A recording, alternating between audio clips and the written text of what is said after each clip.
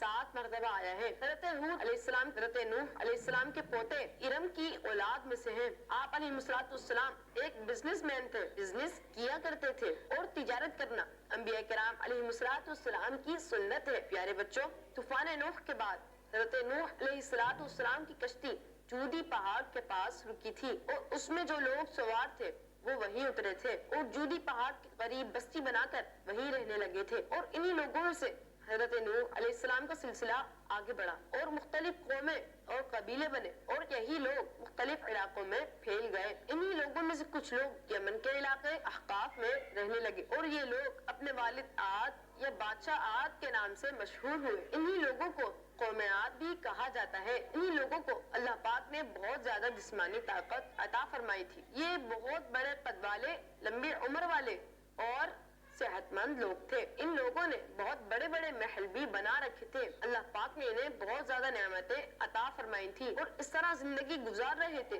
کہ جیسے ان لوگوں نے مرنا ہی نہیں۔ یہ لوگ اللہ پاک کی عبادت نہیں کرتے تھے بلکہ اللہ پاک کے علاوہ دوسروں کی عبادت کیا کرتے تھے، لوگوں کا مذاق اڑاتے اور لوگوں کو تنگ کر کے اللہ پاک کی نافرمانیاں کیا کرتے تھے۔ اللہ پاک نے اسی قوم سے حضرت ہود علیہ السلام کو رسول بنا کر ان کی طرف بھیجا۔ آپ نے انہیں اللہ پاک کی طرف بلایا مگر کچھ لوگ آپ کی دعوت پر ایمان لائے، باقی ایمان نہیں لائے اور اللہ پاک کی نافرمانیاں کرتے رہے۔ پھر اللہ پاک نے ان پر عذاب بھیجا اور عذاب آندھی کا تھا اور اتنی خطرناک آندھی تھی کہ جس نے انہیں اٹھا اٹھا کر زمین پر پھینک دیا۔ یہ آندھی 7 راتیں اور 8 دن تک لگاتار چلتی رہی اور یوں قوم عاد ہلاک ہو گئی۔ پیارے بچوں، قوم عاد کے ہلاک ہونے کے بعد حضرت ہود علیہ السلام ایمان والوں کو جو آپ علیہ السلام پر ایمان لائے تھے انہیں مکہ شریف لے کر آ گئے اور پھر یہیں رہنے لگے، اور حضرت ہود علیہ السلام کا وصال بھی مکہ شریف میں زمزم اور حجر اسود کے درمیان ہوا۔ پیارے بچوں،